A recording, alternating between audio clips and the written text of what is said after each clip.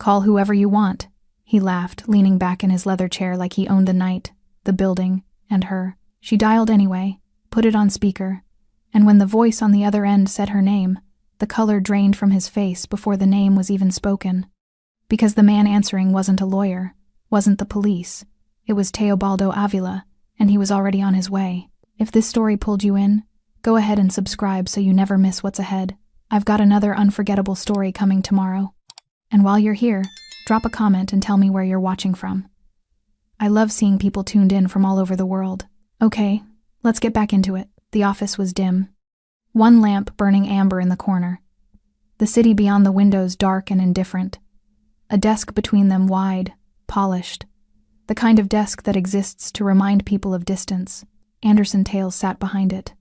White shirt, untucked at one side. Dark tie loosened at the collar like the evening had already exhausted him, though the only thing he had done tonight was wait for her. He was leaned back in his leather chair with the ease of a man who had never once questioned whether a room belonged to him. His watch caught the lamplight when he moved. He let it. Ashley stood on the other side. She still had her apron on. Dark fabric, slightly dusty at the hem from the kitchen pass. Her order pad tucked at her waist habit. Even now, even here. Her hair was pulled back the way she always wore it for a double shift, a few loose strands fallen across her face. She hadn't fixed them. There hadn't seemed to be a point. She had come for her pay. That was all. That was the entire reason she was standing in this office at 11:40 at night, instead of on a bus going home to a apartment that still smelled like the candle she'd burned down to nothing 2 weeks ago, trying to make the place feel less cold. She needed her money. You're not getting paid this month. He said it the way you say the weather.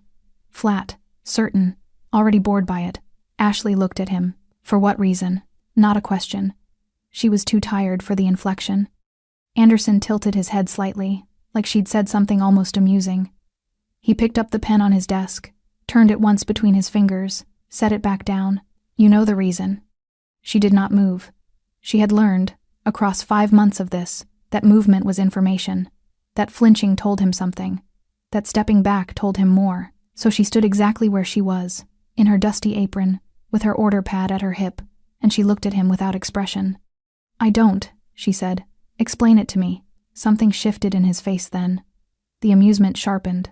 He stood slowly, the way men stand when they want the standing itself to mean something, and walked around the side of his desk.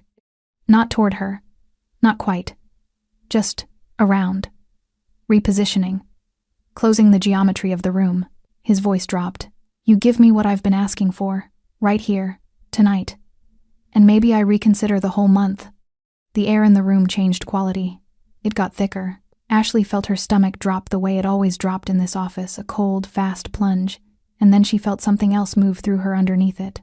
Something that had been quiet for 5 months and was no longer interested in being quiet. No, she said.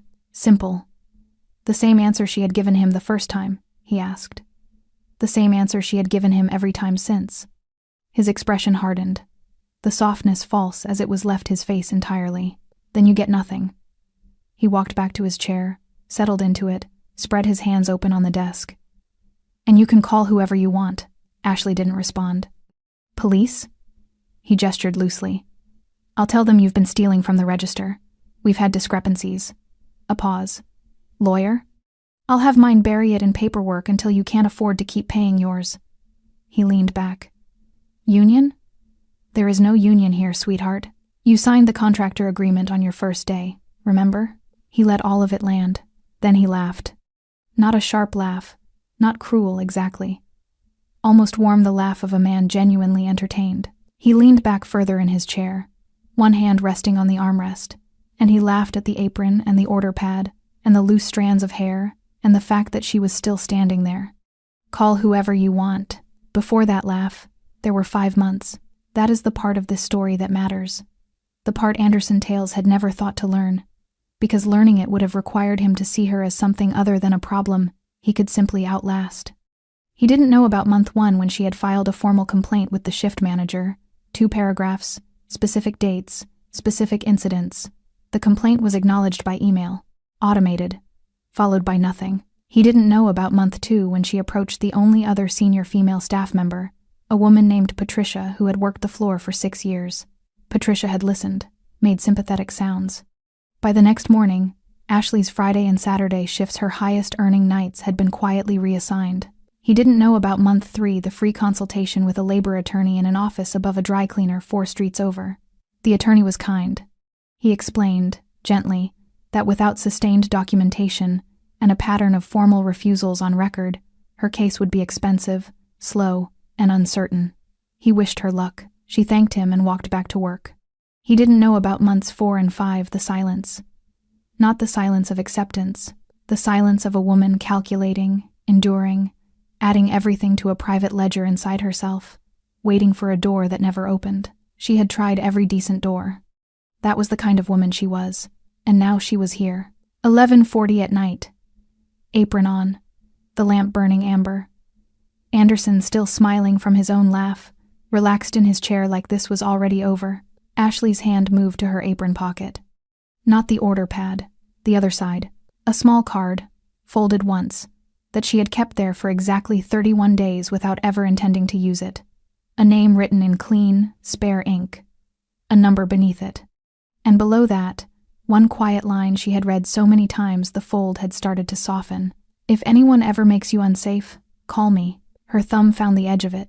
Anderson watched her reach for her phone and felt the particular pleasure of a man who is certain of the ending. He did not know about the card. He did not know about the man.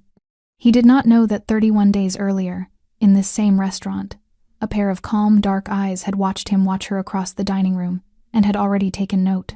Ashley dialed. Anderson laughed again, softer this time, shaking his head like she was a child doing something endearingly foolish. The call connected. One word came through. Her name. That was all, just her name.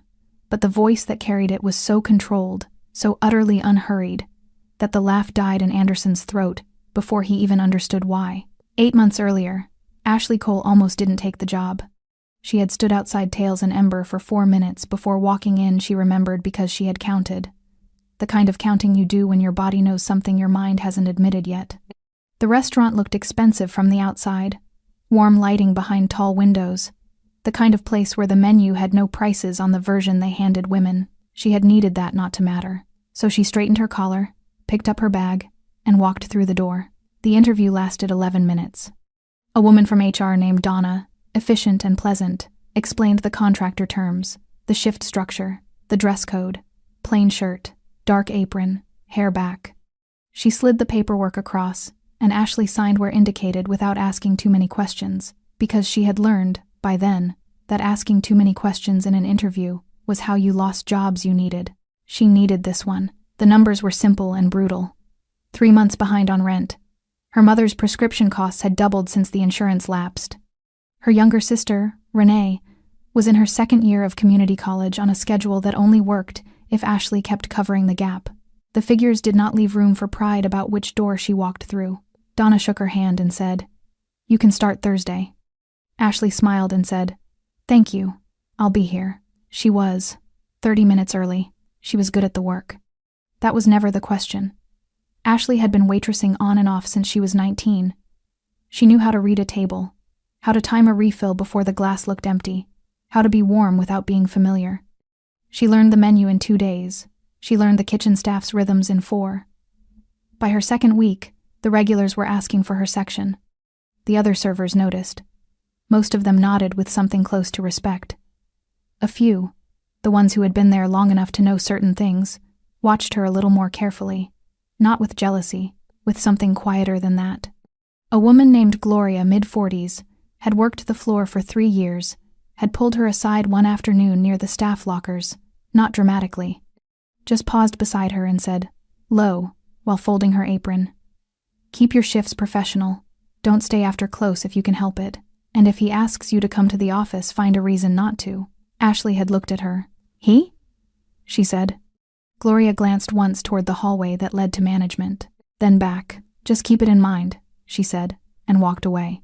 Ashley had filed it somewhere and kept working. She saw Anderson Tails properly for the first time at the end of her first week. He came through the dining room on a Thursday evening not to greet customers, not to manage anything visible, just moving through the space the way owners move through spaces they consider extensions of themselves. Dark trousers, White shirt with the collar open, one button too many for a man his age. A watch that picked up light from every direction. He was handsome in the way that certain men are handsome when they have money, not genuinely, but convincingly. He paused at the edge of her section. She was clearing a foretop. She felt the pause before she saw it. The particular quality of being watched, not glanced at. Watched landed on the back of her neck like a change in temperature. She looked up. He smiled. Easy. Practiced. New? He said. Yes, Ashley. Started Thursday. I know. Still smiling. You're doing well. She thanked him and went back to clearing the table. She told herself it was nothing. Owners noticed new staff.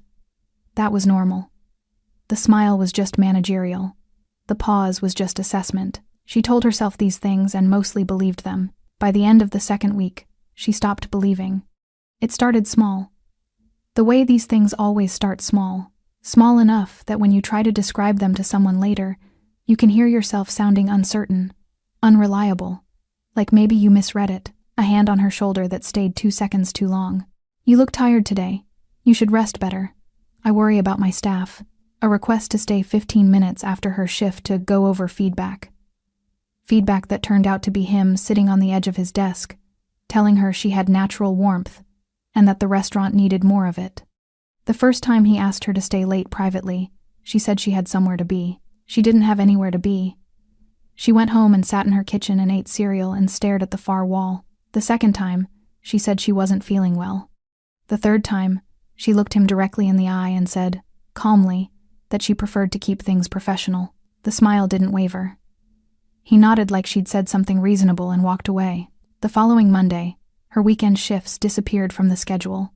No explanation. No conversation. When she asked Donna in HR about it, Donna looked briefly uncomfortable and said scheduling was at management's discretion and that things shifted based on performance needs. Ashley's performance had not changed. She knew it. Donna knew it. The kitchen staff knew it. She applied for 2 other positions that week. One didn't respond. One offered half the hourly rate. She did the math against her rent, her mother's prescriptions, Renee's tuition gap, and put her phone face down on the kitchen table. She went back to work on Tuesday. Gloria caught her eye across the dining room floor that evening, just briefly. No words. The look said, now you understand. Ashley looked away first, picked up 2 plates from the pass, carried them to a table of 4 who were laughing about something, the easy, loud laughter of people having a pleasant evening, people who had not spent their lunch break doing arithmetic about survival. She set the plates down carefully, smiled, asked if they needed anything else. They didn't. She walked back to the kitchen. She did not cry until she was home, door locked, apron folded on the chair by the entrance, the same chair where she'd set her bag on her very first Thursday, 30 minutes early, full of the particular hope that comes from having no other options. That hope was still there, smaller now, but still there. She was going to need it. He came in on a Wednesday. That detail stayed with Ashley afterward, not the night itself, not what was said, but the ordinariness of the day it happened. Wednesday, midweek. The dining room at Tails and Ember was running at about 2/3 capacity, the kind of evening where the kitchen wasn't overwhelmed but wasn't idle either.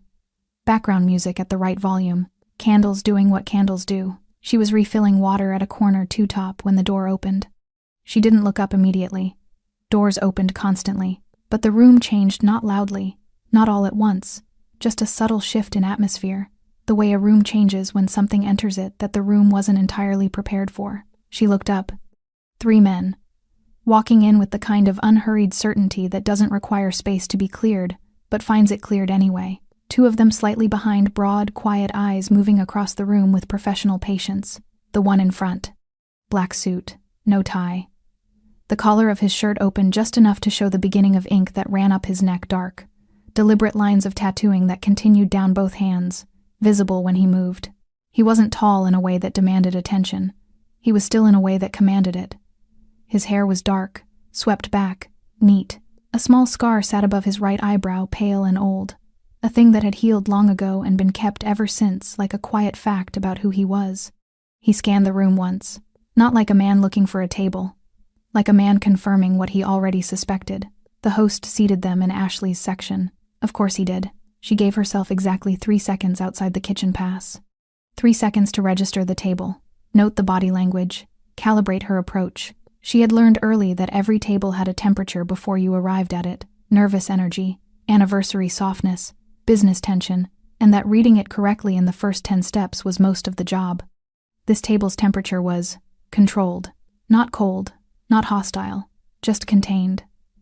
Like the 3 men had arrived with everything already decided and required very little from the evening except that it proceed without incident. She approached, set down the menus, made brief, professional eye contact with each of them. He looked at her when she reached his side of the table. Not the way Anderson looked at her, not with that particular inventory quality, that tallying look she had learned to recognize and brace for. This was different, observational, like he was noting something without having decided yet what to do with the information. "Good evening," she said. "Can I start you with water?" "Please," he said. His voice was low, unhurried, the single word carrying enough weight that she felt the 2 men beside him marginally relax at the sound of it. She took their drink orders and left. She served their table the way she served every table, professionally, attentively, without excess warmth or manufactured familiarity. The 2 associates ordered efficiently. He ordered simply steak, medium, nothing added or modified, the order of a man who decided what he wanted and did not second-guess it. He didn't speak much during the meal. The associates talked quietly between themselves, low conversation she didn't try to hear. He listened more than he spoke, ate without looking at his phone. When she came to refill his water a second time, he said thank you without being prompted, which she noted because it was rarer than it should have been in a restaurant at this price point. It was a quiet table, good table, the kind you were grateful for on a Wednesday. She was clearing the adjacent section when it happened. She hadn't slept properly the night before. Her mother had called twice. The pharmacy had flagged a problem with the refill, something administrative, something that needed to be resolved before the weekend. Ashley had been on hold for 40 minutes before the line disconnected. She had called back, been put on hold again, eventually gotten through to someone who told her it would be sorted by Friday. Maybe. She had gone to bed at 1 a.m. with a headache behind her eyes that the sleep hadn't entirely cleared. She'd been holding the remains of it all shift behind her professionalism, behind her careful warmth, behind the smile she had become expert at maintaining. She thought it was invisible. It wasn't. She was reaching across to collect a side plate when she heard his voice, quiet, directed, close enough that it was clearly intended for her. "Why are you crying?" She straightened immediately, touched the corner of her eye with one finger. She hadn't even felt it start, just one. Just the pressure of the evening finding the one small gap in her composure. She looked at him. He was watching her with an expression she hadn't seen on a customer before. Not pity, not discomfort, not the particular awkwardness of someone who had noticed something inconvenient and wished they hadn't. Just attention. Genuine, unhurried attention. Like her answer actually mattered to him. "Family issue," she said, smiled. "I'll be fine." He held her gaze for a moment. Not pressing, not pulling at the answer to see if it would unravel. He simply nodded. "All right," he said, and went back to his coffee. She brought the bill 20 minutes later, processed the card, returned with the receipt. When she collected the folder from the table after they left, she found the tip first generous, set in cash beside the receipt, more than the bill warranted. She found the card second. Small, cream-colored, heavy stock. Just a name and a number, nothing else, no title, no company, no explanation of who he was, or what he did, or why any of it should matter to her. Just the name. And below the number, written in pen not printed, written in handwriting that was careful and unhurried like everything else about him. "If anyone ever makes you unsafe, call me." She stood at that table for a moment longer than she needed to. Around her, the restaurant continued its Wednesday evening. Glasses refilling. Cutlery landing softly. Somewhere behind her, Anderson's office door was closed, the way it was always closed at this hour. She folded the card once, slipped it into the pocket of her apron, the left side, opposite the order pad. She told herself she would throw it away when she got home. She didn't throw it away. She didn't know yet why she couldn't.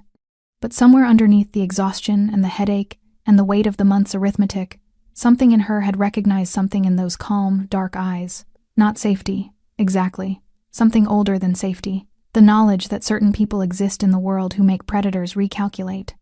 She went back to work. The card stayed in the apron, then it moved to her bag, then, the following morning, to the pocket of the next apron. Every shift after that, for 31 days. It didn't happen all at once.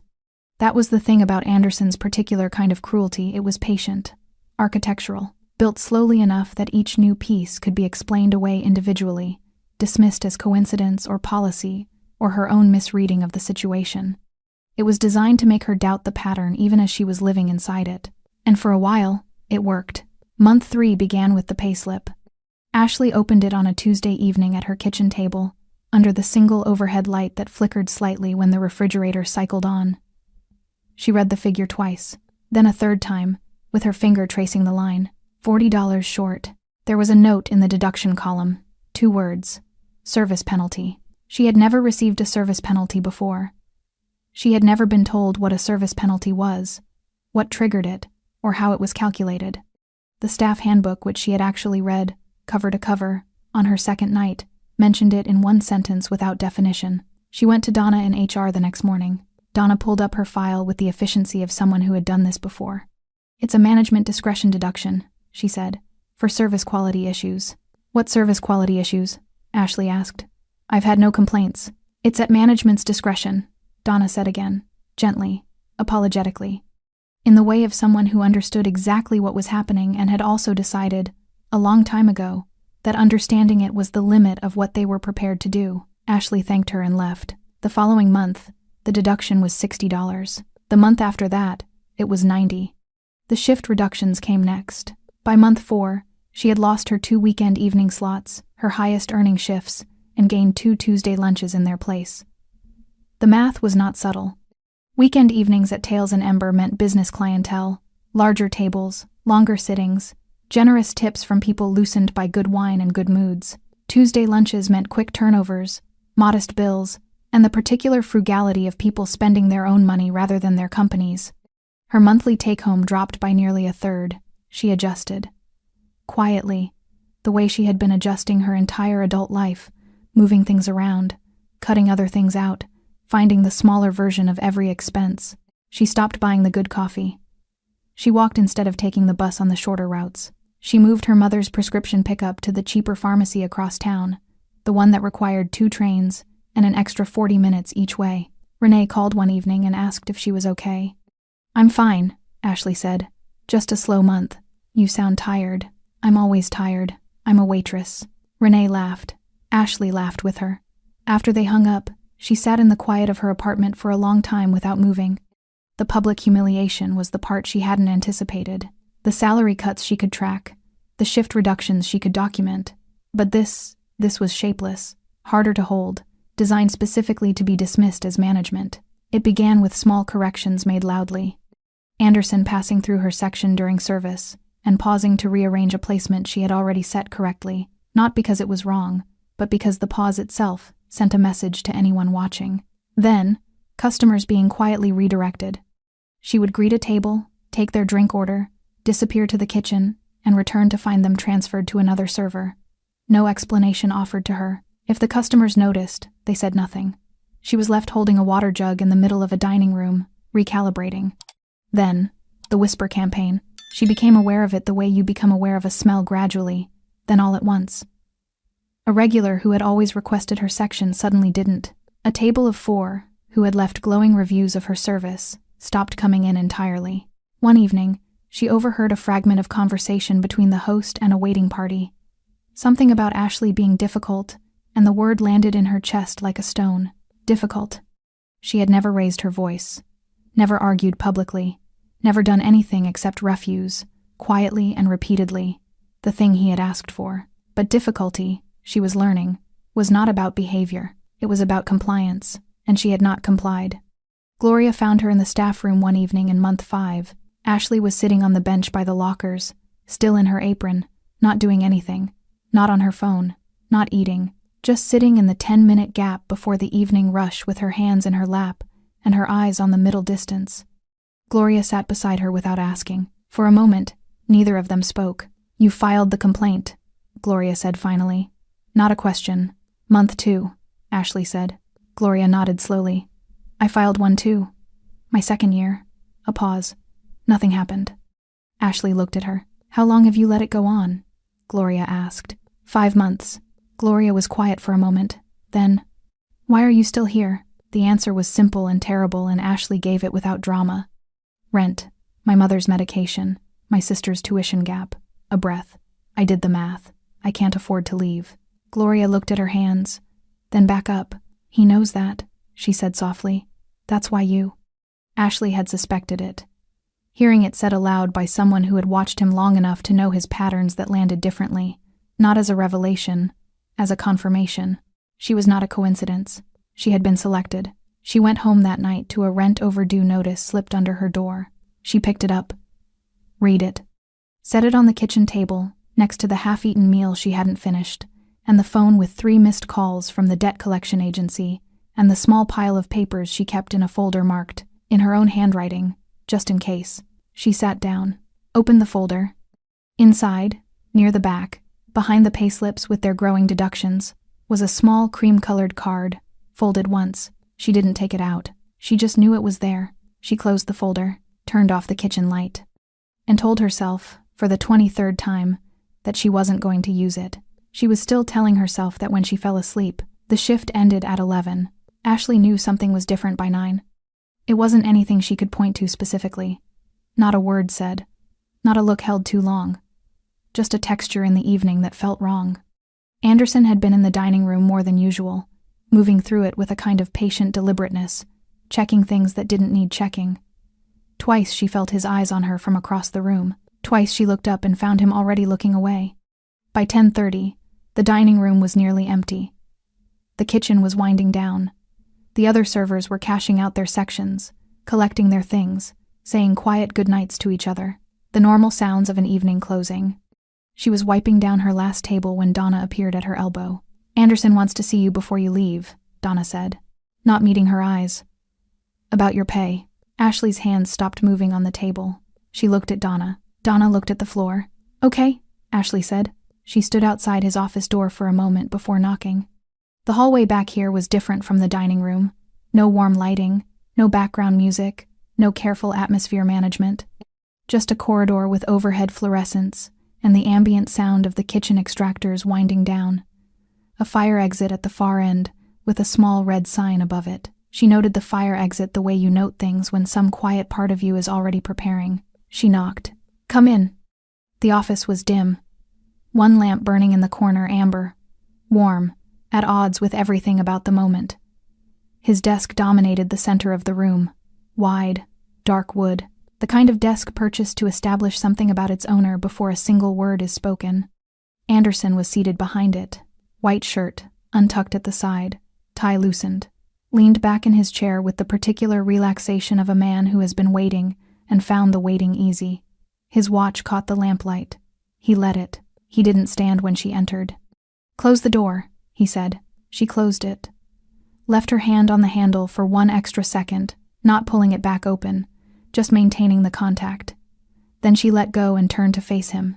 Donna said this was about my pay, she said. It is. He gestured at the chair across the desk. Sit. She didn't sit. Something moved across his face, small, quickly controlled. He nodded once, like her standing was a minor inconvenience he had already accounted for. You're not getting paid this month, he said. The words arrived without preamble. Clean and flat, dropped into the room like something he'd been holding all evening and was finally setting down. Ashley kept her face exactly where it was. For what reason? She said. Accumulated service penalties. I've never received a formal warning. Not one. The deductions are the warning. That's not how warnings work. He tilted his head. That almost amused angle. Ashley. Her name in his mouth like something he owned. We've been having this slow conversation for 5 months now. I think you know what this is about. She said nothing. He stood. Not fast. Deliberately. The standing of a man who understood that verticality was a statement. He walked around the side of his desk, not toward her, not directly, just repositioning the way he always repositioned, adjusting the geometry of the room until it suited him. His voice dropped to something almost gentle. You're a good server. Genuinely. The customers like you. I like you. A pause. This doesn't have to be difficult. It isn't difficult, she said. I'd like my pay. The gentleness evaporated. You give me what I've been asking for, he said quietly. Right here. Tonight. And I reconsider the entire month. Maybe even the back months. The room contracted. Ashley felt her stomach drop that cold, familiar plunge, and beneath it, something else. Something that had been accumulating across 5 months of payslip deductions, and stolen shifts, and whispered words to customers, and HR non-answers and corridors with flickering lights. Something that had been quietly filling up like a cistern, patient and dark, waiting for the moment it had nowhere left to go. "No," she said. One word. The same word she had given him every time before. But something in it was different now, not louder, not harder, just final. In a way it hadn't quite been previously, the sound of a door closing on a room she was never going back to. His expression didn't just harden. It emptied. He walked back to his chair, settled into it, spread his hands flat on the desk in front of him like he was smoothing something out. "Then you get nothing." His voice was almost bored. "And you can call whoever you want." She looked at him. "Police?" He leaned back. "Tell them you've been stealing from inventory. We've had it documented for 2 months in case." A pause for effect. "Lawyer? I'll have mine tied up until you can't pay yours anymore. Which, given your current financial situation, shouldn't take long." He said it without cruelty. "That was the worst part," he said it clinically. "The way you read from a spreadsheet. Union? You signed a contractor agreement. You remember that." He let every exit close in sequence. Then he laughed. Warm. Almost fond. Leaned back in his chair with one hand resting on the armrest and laughed at the apron and the order pad, and the woman in front of him, who had tried every decent door, and run out of doors. "Call whoever you want, sweetheart." He thought she had no one. Her hand moved to her apron pocket. Not the order pad side, the other side. 31 days she had carried the card without using it.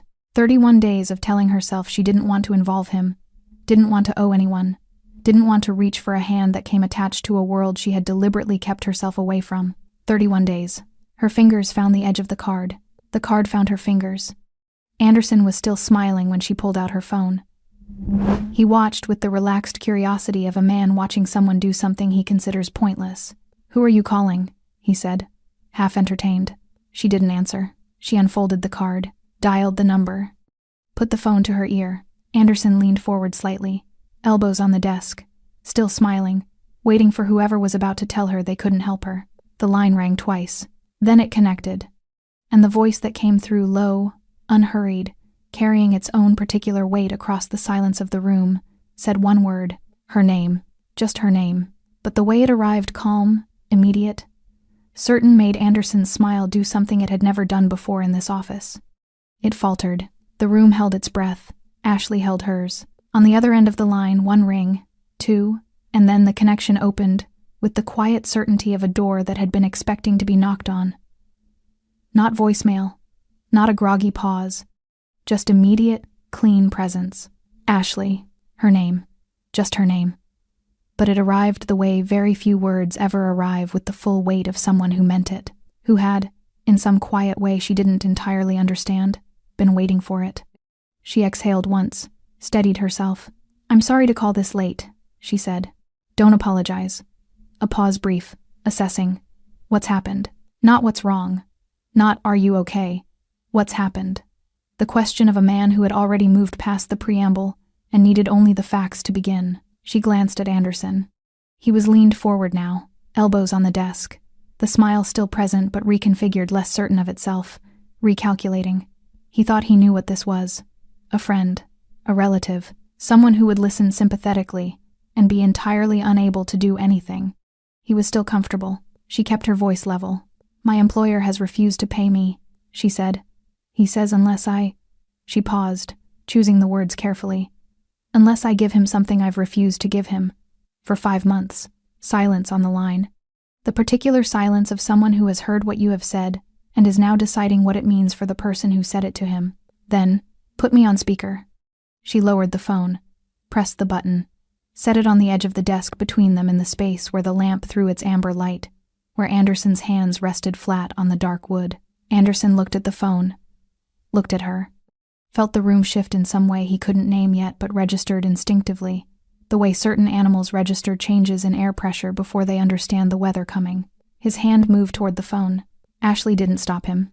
He picked it up with the easy confidence of a man who had never once in his professional life been on the wrong end of a phone call, who had made enough of them to lawyers, to city officials, to people who owed him favors to know exactly what power sounded like when it spoke first.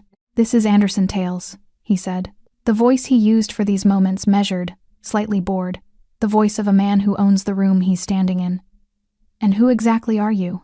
A pause. Not long. 3 seconds, perhaps 4. But the kind of pause that has texture that isn't empty but full. The way the moment before a storm makes the air feel dense. Then the voice replied, "Teobaldo Avila." The name landed in the room like something physical. Ashley watched it happen. She watched the exact moment Anderson Tales, who had laughed 40 seconds ago, who had listed her legal options like a man reading a menu, who had leaned back in his chair with the satisfaction of someone who had already won. She watched the moment he heard that name and felt the world reorganize itself around him. It wasn't dramatic. That was the thing. It would have been almost imperceptible to anyone who didn't know what to look for. A slight change in the set of his jaw, a fractional stillness in his hands, his eyes moving just briefly, just once to the office door behind her, as though checking the distance. The color in his face didn't drain all at once. It left quietly, like a tide going out. Anderson knew that name. Ashley understood this in real time, watching his face do its careful, failing work of composure. She didn't know yet the full architecture of what that name meant in the city's particular hierarchy, the legitimate businesses above, and the other structures beneath. The men who moved through both worlds with the fluency of someone born in the space between them. She didn't know the specifics, but she knew what she was watching. She was watching a man who had spent 5 months making her feel like she had no one discover that she had someone he had not accounted for. Anderson's mouth opened, closed. He set the phone back on the desk with a care he hadn't bothered to use when he'd picked it up. On the speaker, the line was still open, still breathing. Anderson started, stopped, reconfigured. "There's been a misunderstanding here. This is a private employment matter." "I'm not talking to you," Teobaldo said. Simple, not hostile. Just a statement of fact, clean as a line drawn in clean ink. A beat of silence, then, directed at Ashley. "Tell me the amount he owes you." She had done this math so many times the numbers came without effort. 5 months of deductions, she said. 40, 60, 90, 90, 110. Plus this month's full salary withheld. "And what is your monthly salary?" she told him. She heard nothing on the line for a moment. Just the ambient sound of wherever he was, a room, quiet, somewhere in the city, the low background texture of a night that had been going differently before this call arrived. "Is he in front of you now?" Teobaldo asked. "Yes." "Is the door closed?" "Yes." Another pause. When he spoke again, his voice was exactly the same temperature it had been from the first word, controlled, unhurried, carrying its weight without raising itself. "I'm on my way." 3 words. The call ended. The office held the silence of those 3 words for a long moment. Ashley picked up the phone from the desk, slipped it into her apron pocket, straightened. Anderson was still standing behind his desk. He hadn't moved since he'd set the phone down. His hands were still flat on the dark wood, and she could see now, for the first time across 5 months of this, that they were not entirely steady. He opened his mouth. She spoke first. "You should probably call your lawyer," she said quietly. "You said it would take time. You might want to start now." Anderson said nothing. She moved to the chair beside the door, not leaving, just repositioning, and sat down to wait. For the first time in 5 months, she was the one who was comfortable in this room, and Anderson Tales' loosened tie, expensive watch, leather chair stood behind his desk in the amber lamplight and understood, with the particular clarity of a man who has just heard 3 words spoken in a certain voice, that the ending he had been certain of 20 minutes ago was no longer the ending. Something was coming, and there was nothing left to do but wait for it. The clock on Anderson's office wall read 11:52. Ashley knew because she looked at it when she sat down. Then she stopped looking at it, because watching a clock in a room like this with a man like him standing behind his desk doing his quiet, failing work of composure felt like giving something away. She looked at her hands instead. They had stopped trembling somewhere between the end of the call and now. She wasn't sure exactly when, just noticed at some point that they were still, folded in her lap, the phone a solid weight in her apron pocket. Her breathing had steadied too, not because she wasn't afraid she was, in some low background way, the way you're afraid before something large and irreversible, but because the fear had found its proper size. It wasn't bigger than her anymore. That was new. Anderson moved first. He walked to the window behind his desk, not to look at anything specific, just to put distance between himself and the center of the room. He stood with his back to her for a moment, hands in his pockets, looking out at the city lights below. The city that had, until approximately 8 minutes ago, been a place where he understood exactly where he stood. He turned back around. "You don't know what you've done," he said. His voice was different now. The boardroom quality was gone, that measured, slightly bored authority he wore like the watch.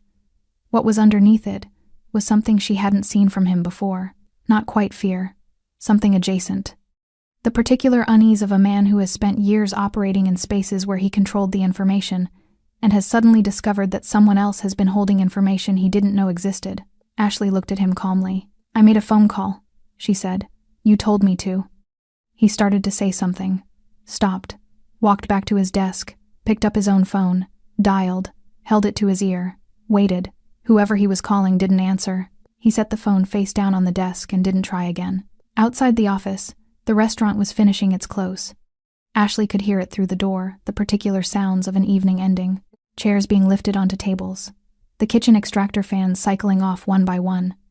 The low conversation of the closing staff, relaxed and ordinary, the sounds of people who thought the night was almost over. She wondered briefly what they would make of the next 20 minutes. At 11:58, something changed in the corridor. She felt it before she heard it. A subtle shift in the ambient noise of the building, the way a crowd shifts when it becomes collectively aware of something without having been told. Voices dropping. Movement slowing. The particular hush of people who have noticed something and are deciding, all at once, whether to look. Then footsteps. The host's voice surprised, professionally attempting to manage the surprise. Then nothing. Anderson heard it too. He straightened behind his desk, adjusted his tie the first time all evening he'd touched it, and the gesture was so instinctive, so automatic, that she didn't think he was aware he'd done it. He squared his shoulders, reset his expression into something approaching authority. She watched him perform composure for an audience that hadn't arrived yet. Through the office door, muffled but unmistakable, the sound of the restaurant's front entrance opening. Not the soft pneumatic sigh it made during service when customers arrived in ones and twos. Something different. A more deliberate opening. The sound of a door held wide. Then, silence. The kind of silence that falls over a room when everyone in it has stopped what they were doing at the same moment. Ashley stood up from her chair. She didn't know why exactly. Some instinct, the same instinct that had kept her standing during this whole conversation when Anderson had gestured for her to sit. Some understanding that for what was about to happen, she did not want to be found sitting down. She moved to stand beside the door. Anderson watched her do it. Said nothing. Outside, the silence held for 3 seconds. Then she heard footsteps. Not rushed. That was the first thing. The pace was completely unhurried. The footfall of someone who had never in their adult life needed to move quickly to establish that they had arrived. Measured. Even. The sound of absolute certainty expressed through the simple act of walking. 2 sets of footsteps behind the first. Slightly heavier, slightly wider apart. The staff in the dining room, she could imagine them. Could picture Gloria by the server station, cloth in hand, motionless. The kitchen porter who always propped the pass door open at close, watching through the gap. The host at the front, having already run out of professional responses to whatever he had just witnessed pull up outside. She had been in this restaurant for 8 months. She had carried things in this building: plates, glasses, trays, the accumulated weight of 5 months of deliberate punishment, and she had carried all of it without letting it show, without asking for help, without making it anyone else's problem. Because making it anyone else's problem required a trust she had stopped extending to people she couldn't afford to be wrong about. She had been wrong to carry it alone. She understood that now. Standing beside the door of this amber-lit office, while a man she had given a single card to 31 days ago walked through her place of work, with the particular unhurry of someone who had decided, before he left wherever he had been tonight, exactly how this was going to go. She had not wanted to call him. That was still true. But standing here steadier than she had been in months, the trembling gone, her breathing, even she understood something about that reluctance that she hadn't quite seen clearly before. She hadn't wanted to call him because calling him meant admitting the size of what had been done to her, meant letting someone see the full shape of it, meant accepting that endurance alone was not going to be enough. She had been confusing dignity with silence. They were not the same thing. The footsteps stopped outside the office door.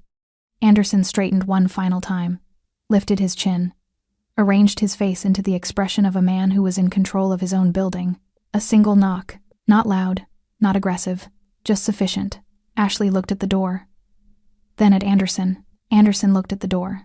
His hand, the one resting on the desk, the one with the expensive watch, was not steady. The handle moved. The door opened slowly, not dramatically, not thrown wide, just opened with the same unhurried certainty that had characterized every footstep in the corridor, and then he was there. Teobaldo Avila, black suit, no tie, the collar of his shirt open at the throat, the ink of his tattoos visible along his neck and running down both hands, dark and deliberate against his skin. His hair was swept back, the small scar above his right eyebrow pale in the lamplight. His eyes moved across the room in one clean sweep, taking in the desk, the lamp, Anderson behind it, Ashley beside the door, and then settled. He didn't fill the doorway the way large men fill doorways. He simply made it clear, without any particular effort, that the doorway now belonged to him. 2 men behind him, broad, quiet, standing slightly back, not threatening, not posturing, just present in the way that certain men are present when their presence itself is the message. Teobaldo stepped inside. His eyes found Ashley first. Not Anderson, not the desk, not the room. Are you hurt?" he said. The question was so direct, so absent of any performance, that it took her a half-second to process it. Not, "Are you okay?" the reflexive question people ask when they mean something vaguer. Are you hurt? Specific, medical. The question of someone who needed accurate information before proceeding. "No," she said. He nodded once. Then, and only then, he looked at Anderson. Anderson had prepared something. She could see the remnants of it in his posture, the set of his jaw, the way his hands had been arranged on the desk to project ownership of the surface they rested on. He had spent the 15 minutes constructing a version of himself that could receive this visit with authority intact. It lasted approximately 4 seconds under Teobaldo's gaze. "Mr. Avila." Anderson's voice came out almost right. "Almost. I think there's been a significant misunderstanding here. This is an internal employment matter, and I'm not sure what Ashley has told you, but—" Teobaldo raised one finger, not a gesture of anger, not a silencing slam on the desk or a step forward, or any of the theatrics that Anderson would have known how to respond to, because those were the theatrics of men operating at his level. Just one finger, raised slightly, with the economy of someone who has never needed more than that. Anderson stopped talking. The room went very quiet. Teobaldo walked to the chair across from Anderson's desk. The chair Ashley had refused to sit in, and sat down in it, slowly. As though the evening had provided him exactly the amount of time he required, and he intended to use all of it. He looked at Anderson across the desk. "She told me you owe her money," he said. 5 months of withheld salary plus this month in full. A pause. "Is that accurate?" Anderson's mouth worked. There were performance deductions that— "I didn't ask about deductions." Teobaldo's voice didn't rise. It never rose. It simply became more precise, the way a blade becomes more dangerous, the finer its edge. "I asked if the amount she described is accurate." Silence. "Is it accurate?" he said again. Anderson looked at Ashley, then back, then at the 2 men standing in his doorway, who had not moved and had not spoken, and whose stillness was its own kind of eloquence. "There may be amounts owed," Anderson said finally, quietly, "that are still being calculated." "Then calculate them now," Teobaldo said. "You have 5 minutes. Anderson didn't move for a moment. Then he opened his desk drawer. He began with the lies she had anticipated them, had steeled herself for them, but hearing them spoken aloud in front of someone else still landed differently than she'd expected. "She's been taking from inventory," Anderson said, not looking at Ashley. Addressing Teobaldo directly, with the urgency of a man who has decided his best remaining option is to make his case to the only person in the room whose opinion matters. "Small amounts, consistently. We have records. She's been difficult with customers. I have complaints on file. I've eaten at this restaurant," Teobaldo said, "for 2 years. Anderson stopped. "My table." Teobaldo's eyes were steady, unhurried, fixed on Anderson with the calm patience of someone who has already heard the ending of this sentence and is simply waiting for Anderson to catch up. "She has served my table. I have watched her work." A pause. "She doesn't steal." The word landed in the room and stayed there, "and I have not filed a complaint." He leaned forward very slightly.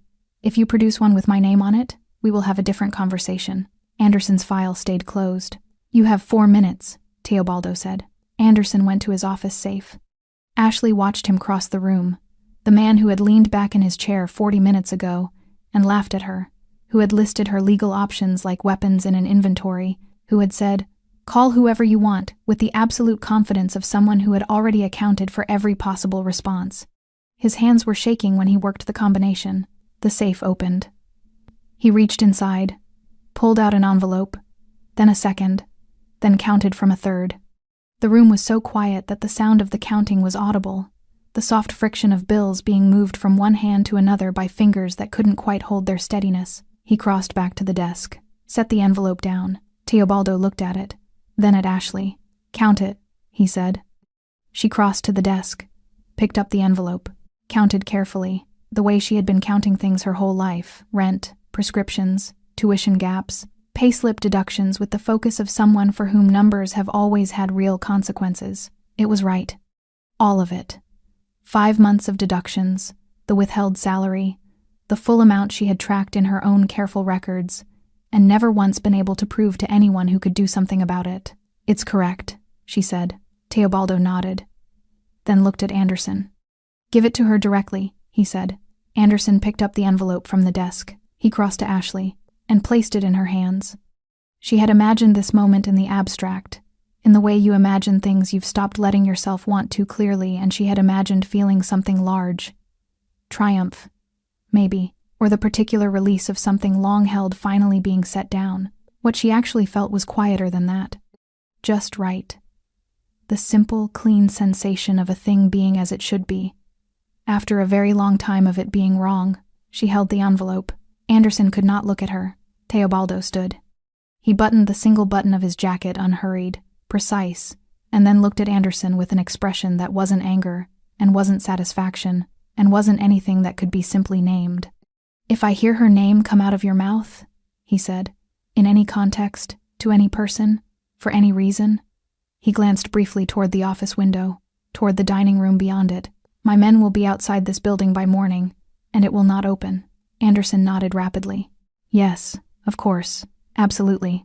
Teobaldo looked at him for one moment longer, the look of a man filing something away, permanently, for future reference. Then he turned to Ashley.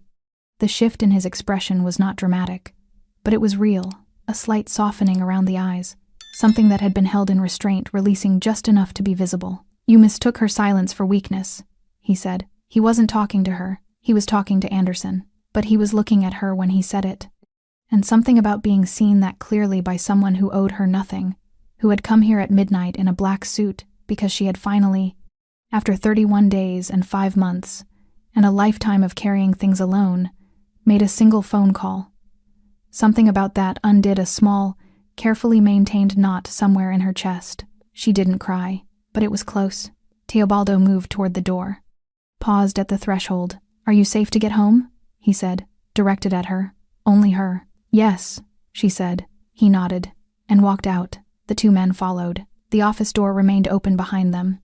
Ashley stood in the amber lamplight, envelope in her hands, and listened to those unhurried footsteps move back through the dining room, through the silence of the staff, through the restaurant that had witnessed everything and would remember all of it, and out through the front door. Anderson didn't speak. There was nothing left for him to say. The dining room was frozen. That was the only word for it: frozen. The way a frame freezes when a film stops mid-motion. Every person caught in the attitude of whatever they'd been doing when the 3 black SUVs had pulled up outside, and the front door had opened, and the evening had become something else entirely. Gloria was by the server station, cloth in hand, the kitchen porter in the past doorway, the host behind his stand, professionally attempting an expression of normalcy and not quite reaching it. 2 customers who had stayed for a final drink sat very still at their corner table, watching.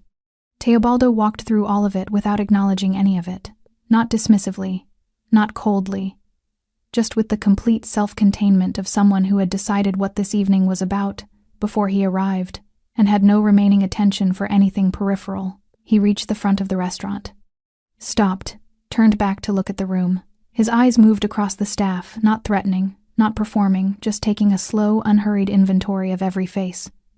The kind of look that says, "I have seen you. I will remember having seen you. Conduct yourselves accordingly." Nobody moved. Nobody spoke. Then he walked to the door and held it open. Ashley stepped through first. Outside, the night air was cold and clean, in a way the office hadn't been. 3 black SUVs idled at the curb, their engines a low continuous sound. A 4th man stood near the lead vehicle. He straightened slightly when Teobaldo appeared, then relaxed when Teobaldo gave a small, almost imperceptible shake of his head. Stand down, it resolved. The city moved around them, distant traffic, a siren somewhere northward, the ordinary, indifferent pulse of a night that had no idea what had just happened inside a restaurant on this block. Ashley stood on the pavement with the envelope in her hand. She was aware, suddenly, of how she must look. Apron still on. Order pad at her waist. Hair coming loose from the clip she'd put in 14 hours ago at the start of a double shift. The worn edges of the workday visible on every surface of her. She didn't try to fix any of it. Teobaldo stood beside her, looking out at the street. The lamplight from the restaurant window caught the ink along his hands, the pale line of the scar above his eyebrow. In profile, his face was utterly still. "You should have called earlier," he said, quietly, no accusation in it. "I know," she said. A pause. "Why didn't you?" She thought about the honest answer, about the HR complaint, and the labor attorney, and the 4 phone calls and all the decent doors. About the arithmetic of survival that had kept her in that building 5 months past the point where leaving would have been the rational choice. About the particular pride of a woman who has been handling things alone for so long that asking for help feels like a structural failure rather than a human right. "I didn't want to owe anyone," she said. He was quiet for a moment. "You don't owe me anything," he said. She looked at him. "The card wasn't a transaction," he said. Simply, plainly, it was a door. That's all. She looked back at the street, felt something shift in her chest. That knot again, the one that had come close to loosening in the office, and was now finishing the work. "He'll retaliate," she said. "When you're gone. When enough time passes and he recalculates." Teobaldo turned to look at her. "He won't." The certainty in his voice was not bravado. It wasn't the performed confidence of someone trying to reassure her. It was the flat, factual certainty of someone who understood the precise nature of the leverage in play and had no uncertainty about how it would hold. He's a man who operates on the belief that he's the most dangerous thing in any room he walks into, Teobaldo said. He was wrong about that tonight. He knows it now. A pause. Men like that don't retaliate against reminders of their own limits. They avoid them. Ashley absorbed that. Then, what if he lies? Tells people I stole. Damages my reference. Teobaldo looked at her with something that was almost not quite, but almost a smile. Not warm exactly, just the expression of a man who finds a particular question straightforward. "Then I'll hear about it," he said. "And we'll have a different conversation with him." She believed him. That was the thing, she believed him completely. Not because he had performed certainty, but because everything about him, from the first moment he had walked into her section to the moment he had sat across from Anderson's desk, had been consistent. What he said and what he did occupied the same space. There was no gap between them. She had met very few people like that in her life. "There's a position," he said after a moment, "in one of my properties, legitimate front-of-house management. The woman running it is leaving at the end of the month." He paused. "It pays correctly. The owner doesn't visit after hours." Ashley looked at him. "Why?" she said. "Because you're good at the work," he said. "And you deserve to do it somewhere that doesn't cost you something every shift." She was quiet. Across 5 months, she had been offered nothing except the choice between compliance and punishment. The idea of something being offered simply because she had earned it without condition, without a cost she would discover later, sat in her chest, like something she had forgotten the shape of. "I'll think about it," she said. He nodded, as though that was exactly the right answer, as though he hadn't expected anything more immediate, and wouldn't have respected it if she'd given it. One of the SUV doors opened.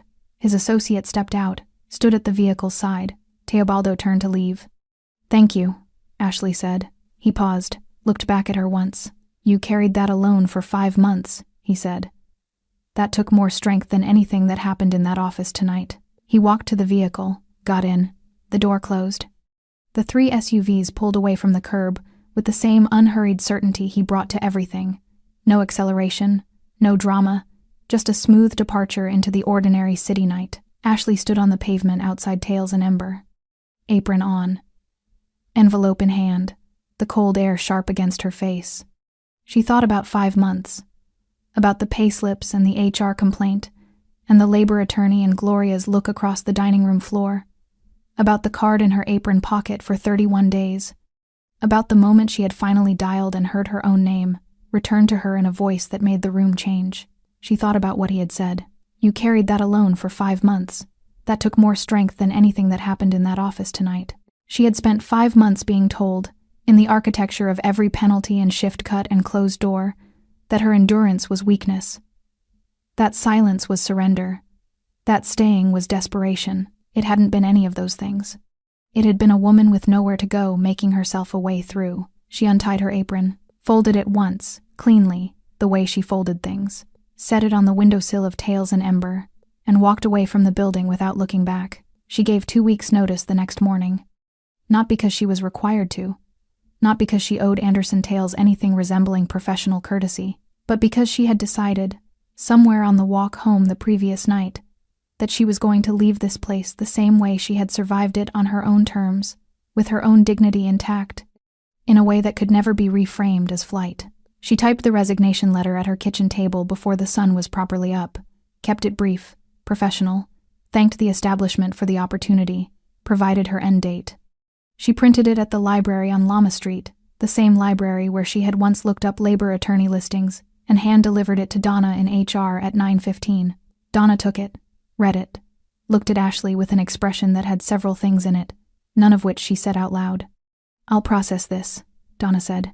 Thank you, Ashley said. She went home and slept for 10 hours. The 2 weeks that followed had a different texture than any that had come before. Anderson did not come onto the floor. His office door, which had always been positioned to monitor the dining room, stayed closed during her shifts.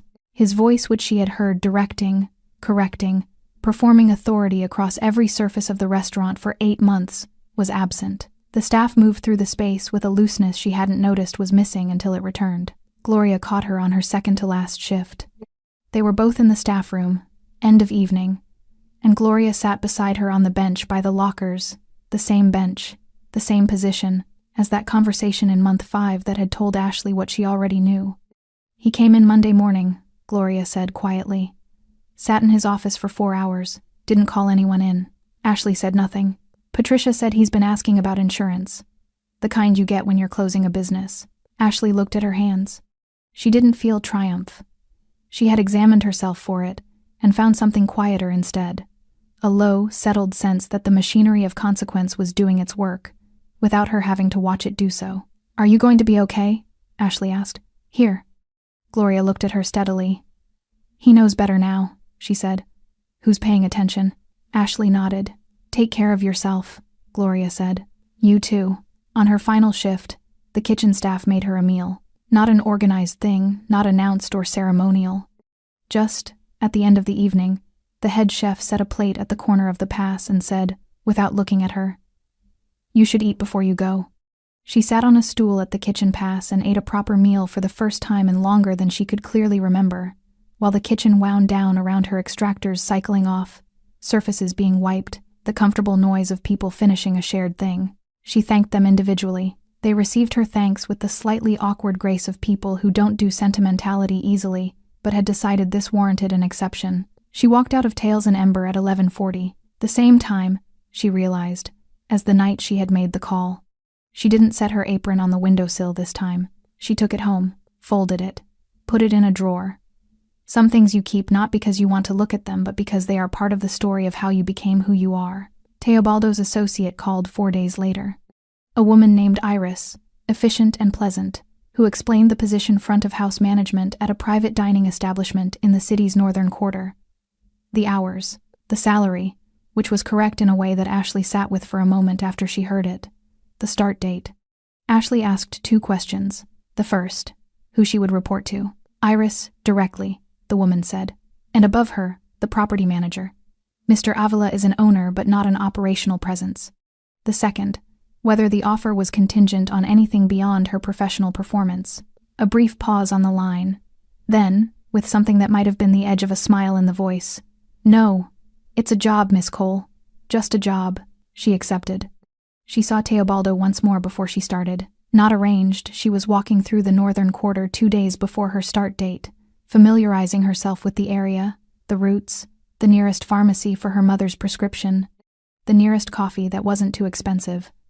She turned a corner and he was there, coming out of a building with one associate, mid-conversation, unhurried as always. He saw her. Stopped. Miss Cole. Mr. Avila. A brief pause. The city moved around them. You look different, he said.